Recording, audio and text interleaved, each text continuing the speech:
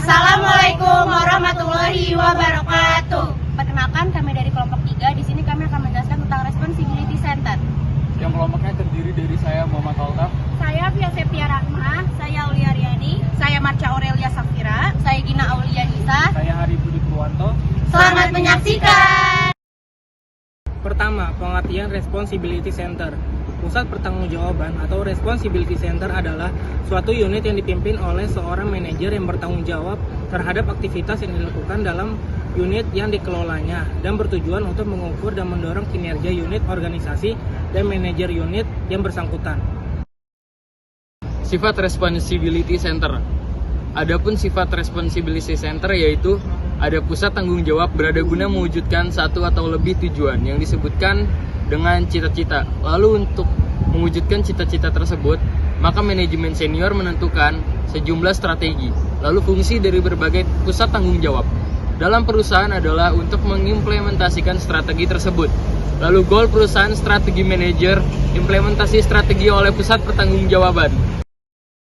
Cara kerja pusat pertanggungjawaban. Yang pertama ada input, di mana di dalam input sumber daya yang digunakan dan diukur dari biaya. Lalu dari input masuk ke pengerjaan, yang dimana di dalam pengerjaan tersebut terdapat berupa modal. Lalu dari pengerjaan tersebut keluarlah pada output, yang terjadinya pada output yaitu ada barang atau jasa. Hubungan antara input dan output. Manajemen bertanggung jawab untuk memastikan hubungan optimal antara input dan output. Di sejumlah pusat tanggung jawab, hubungan ini bersifat timbal balik dan langsung, akan tetapi dalam sejumlah situasi input tidak secara langsung berkaitan dengan output yang dihasilkan. Contohnya, di mana masukan bahan baku menjadi bagian dari fisik barang jadi. Dalam proses tersebut, pengendalian difokuskan pada penggunaan minimum input yang dibutuhkan untuk memproduksi output yang diminta sesuai dengan spesifikasi yang benar dan kualitas standar atas permintaan waktu dan jumlah yang diinginkan. Mengukur input. Kebanyakan input yang digunakan oleh pusat tanggung jawab dapat dinyatakan dalam ukuran-ukuran fisik seperti jam kerja, kilogram, dan lainnya. Dalam sistem pengendalian manajemen, ukuran fisik tersebut diterjemahkan dalam satuan moneter. Jumlah moneter yang dihasilkan dari perhitungan tersebut disebut dengan biaya. Input adalah sumber daya yang dipergunakan oleh pusat tanggung jawab. Mengukur output. Pendapatan per tahun merupakan alat ukur penting bagi output sebuah organisasi atau perusahaan yang berorientasi pada laba. Mengukur output dilakukan dari masing-masing pusat pertanggungjawaban. Efisiensi dan efektivitas. Efisiensi adalah perbandingan output terhadap input atau jumlah output per unit input.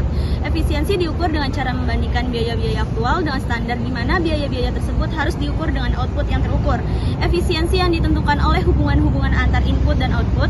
Efektivitas ditentukan antar output yang dihasilkan oleh pusat pertanggungjawaban dengan tujuan jangka pendek atau objektivitas. Semakin besar output yang dikontribusikan terhadap tujuan jangka pendek perusahaan, maka semakin efektiflah unit tersebut. Secara ringkas, sebuah pusat pertanggungjawaban akan bersifat efisien dan efektif jika melakukan hal-hal tertentu secara tepat, dan akan bersifat efektif jika melakukan hal-hal yang tepat. Sifat Responsibility Center. Yang pertama, sebagai basis perencanaan, pengendalian, dan penilaian kinerja manajer dan unit organisasi yang dipimpinnya. Yang kedua, untuk memudahkan pencapaian tujuan organisasi. Yang ketiga, mendelegasikan tujuan dan wewenang ke unit-unit yang memiliki kompetensi sehingga mengurangi beban tugas manajer pusat. Yang keempat, mendorong kreativitas dan daya inovasi bawahan.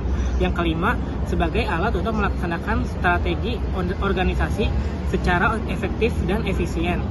Yang terakhir, sebagai alat pengendalian anggaran. Jenis Responsibility Center. Pertama, pusat pendapatan, Revenue Center, merupakan suatu pusat pertanggungjawaban yang manajernya hanya bertanggung jawab mengenai penjualan. Pada umumnya, pusat pendapatan merupakan unit pemasaran atau penjualan yang tidak memiliki wewenang dalam menetapkan harga pokok penjualan dan barang-barang yang mereka pasarkan. Akan tetapi, ukuran utamanya adalah tercapainya target pendapatan.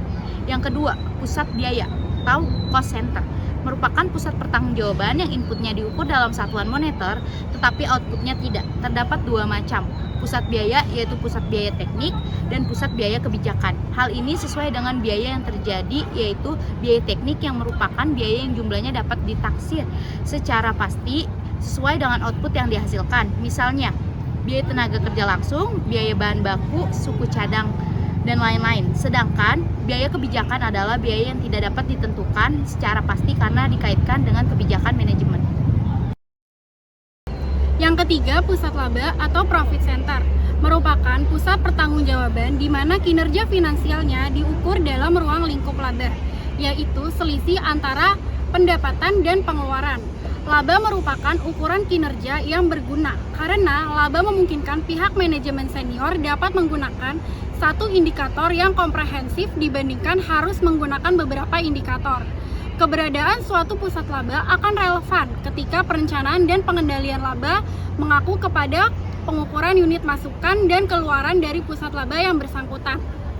Yang keempat, pusat investasi atau investment center merupakan pusat pertanggungjawaban yang kinerja pimpinannya dinilai dari prestasi memanfaatkan aset perusahaan sehingga menghasilkan pendapatan atau laba yang maksimal bagi perusahaan. Kewenangan pusat investasi menyangkut pengelolaan laba yang terdiri atas pendapatan dan biaya, serta mengelola aset yang dipergunakan untuk memperoleh laba. Pusat investasi prestasinya diukur berdasarkan perbandingan antara laba yang diperoleh dengan aset atau investasi yang dipergunakan. Sekian presentasi dari kelompok kami, kurang lebihnya mohon maaf. Wassalamualaikum warahmatullahi wabarakatuh.